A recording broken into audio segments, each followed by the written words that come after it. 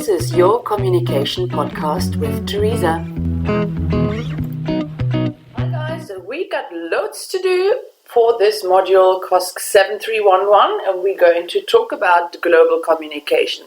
And what I always say to my students is, do not forget where you are. The context is global communication, not globalization, which is just the movement of X from one part of the world to another. That could be a product, that could be a person, that could be a story. We're talking about global communication, which is the flow of stories across borders. So globalization and global communication are actually two different things, and we are concentrating on global communication. Yeah. When you have a look in the literature, people actually talk about global communication in different ways. They even have different words. For example, some people, especially politicians, talk about international communication, which is not exactly global, because here we are talking about communication processes that occur among the states. And as you know, in our very connected world, there's a lot of international communication going on. Just think about the trade wars between the United States and China at the moment. Well, this is a process that demands a lot of communication. Trump actually announcing that he doesn't want to trade with China anymore would be an example of international communication. But any kind of summit, any kind of negotiation that the different states have together today is indeed international. Think about all the climate summits that are going on. Yeah. Another word that is being used is world communication. Now, this is a kind of phrase that you find in literature where the people who are writing are a little bit more romantic.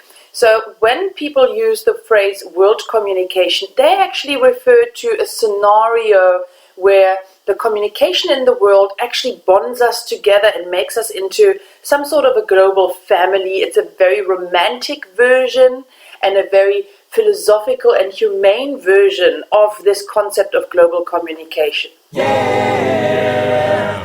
The third phrase that is being used is trans-border communication. And this is an interesting one for us because for the first time we're learning the word glocal. Glocal, you can hear it, is a combination between global and local.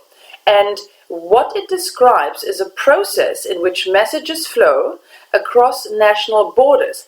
But these messages still have a local je ne sais quoi, a local tinge, a local feel and taste and idea behind it, even though they're being globally distributed. So trans-border communication for our purposes really holds a lot of value because it shows that it's not as simple as just sending messages all across the world. All the messages that you're sending still have an origin. All the messages that you're sending do feel like your locality. Yeah. Global communication is, of course, the actual name of the book, your textbook, and it is used quite widely as a phrase. But if you really have a look at communication flows, you will very quickly see that communication is indeed not global, and maybe that the trans-border communication is a better way to describe what's going on. There are niches and nooks and little corners of the world which are actually not really connected to the global communication network. For example, when last did you see a news report about Sweden or Finland or Norway? It's a long time ago, I bet. Also, how good is the communication infrastructure in Burkina Faso? Isn't there something that holds people back from truly communicating globally? That's exactly what Harmelink, who is the author of your book, actually points out here. We do have to admit that communication is not global, but global communication is definitely an aspiration. It's a dream. We want to get there at some stage. And this module is all about how to get there. Yeah. So you asked me, Teresa, what is the actual definition of global communication? And I must tell you, I do not have the answer for you. In very, very simple terms, It is the flow of stories across the world. But I want you to have a look out for the kind of definitions that you can find. We've already established different people look at global communication in different ways. They even give it different names. So for your assignment and for all other purposes, you need to start digging. And I want to disillusion you right now. You won't find a very good definition of global communication in your textbook. So you might have to go somewhere else. Yeah. But coming back to flows and stories. Flows, watch out for your test and for your assignment, is just a movement. A flow in your textbook describes a movement. And when we're looking at global communication, there are many movements of stories. Stories are basically just messages that are happening around the world.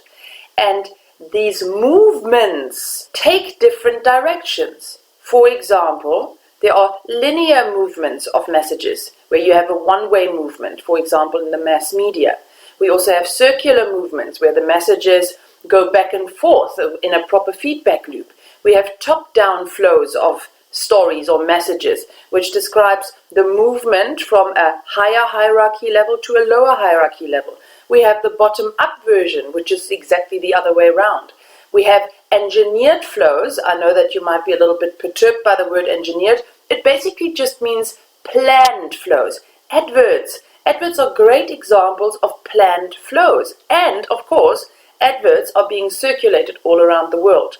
And then we have the spontaneous flows. Maybe you can think along the lines of a trending topic on Twitter. Nobody has planned it. It happens out of the blue. So a flow is a movement. Yeah. A story, guys, is any message. As I said, a story can be an actual news story. A story can be a picture that you're sending on WhatsApp to a friend. A story can be an advert. A story can be a movie. A story can be a song. A story can be the textbook that you are reading. So any kind of content Harmelink describes as a story. Yeah. Now for your assessments, please make sure that you're using your own original examples. I hope you enjoyed it, Schnookies. Until next time, bye!